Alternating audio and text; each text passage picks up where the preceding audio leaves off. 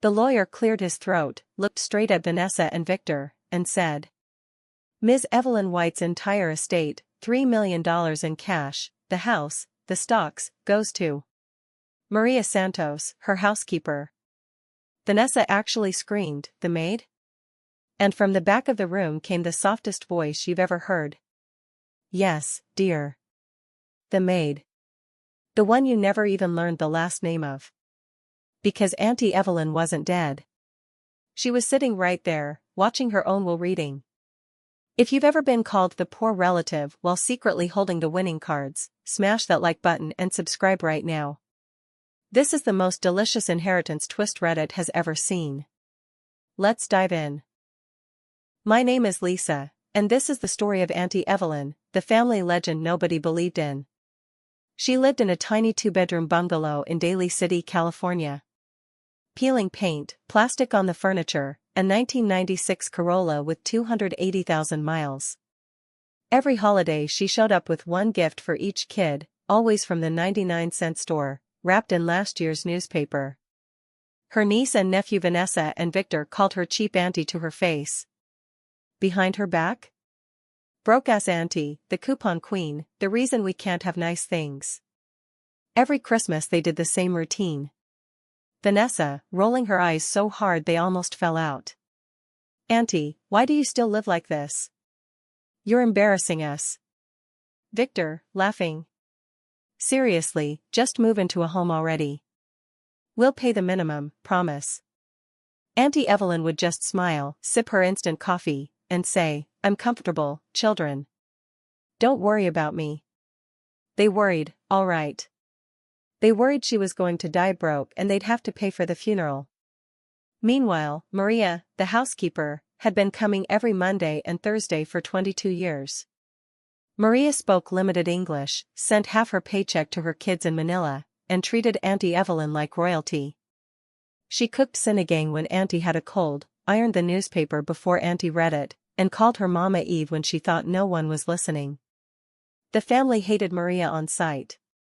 Vanessa once snapped, "Why do you tip her so much? She's just the maid." Auntie Evelyn replied, "She's the only one who ever asked how I slept." In 2023, Auntie Evelyn turned 85. The doctor said her heart was failing.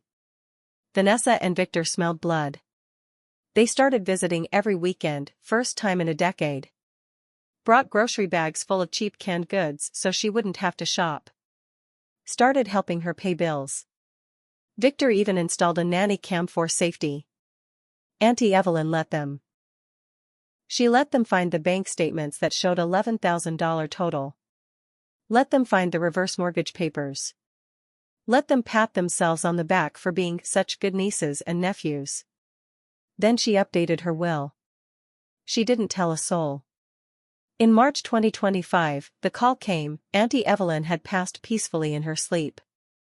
The family gathered at the lawyer's office in San Francisco wearing designer black, already calculating how much the house would sell for. They walked in talking loudly. "Vanessa. Finally. I call the china cabinet. Victor. I get the car. It's vintage." Their dad, poor dad, was actually sad. He kept saying, "She was eccentric, but she was still my sister." The lawyer started reading. Standard stuff at first. A few thousand to the church, some to the cat shelter. Then he got to the big paragraph.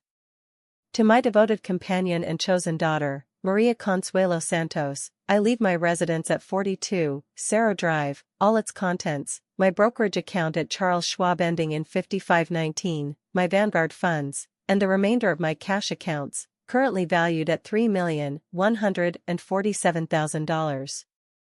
You could hear Vanessa's jaw hit the marble floor.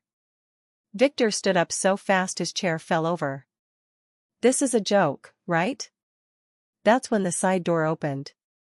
Auntie Evelyn walked in wearing a burgundy skirt suit I'd never seen, hair freshly set, leaning on a cane but steady as steel.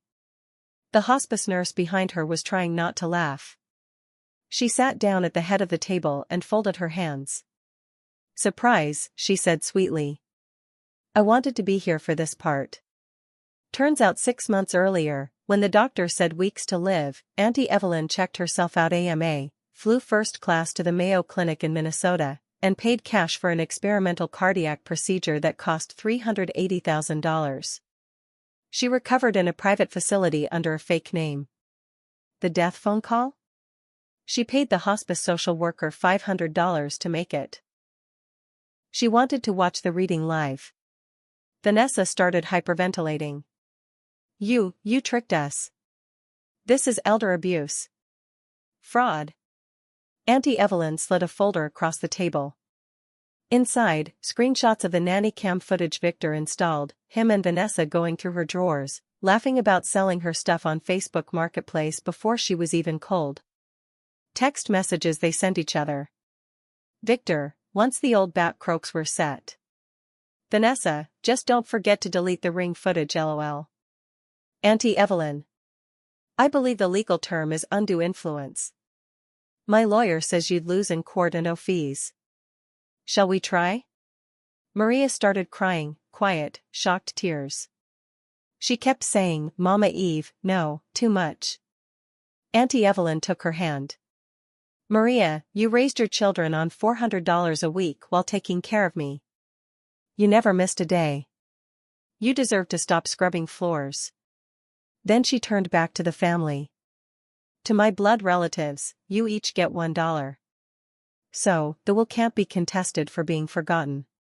She reached into her purse, pulled out 3 crisp singles, and laid one in front of Vanessa, Victor, and their dad. Vanessa tried to grab her arm. Security appeared instantly. Auntie Evelyn had hired them. As they were escorted out, Vanessa screamed, You'll die alone. Auntie Evelyn called after her, calm as ever. Actually, I'm moving Maria's whole family here from the Philippines. 7 grandkids. The house will be full of children laughing. I won't be alone at all. Last month the bungalow sold for $1.4 million cash. Maria bought a 4-bedroom in South San Francisco and paid off her siblings' mortgages back home. Auntie Evelyn moved into a luxury senior community, penthouse floor, ocean view, paid in full. She still clips coupons. She says it's a hobby now. Vanessa and Victor are fighting over who gets to pay for therapy.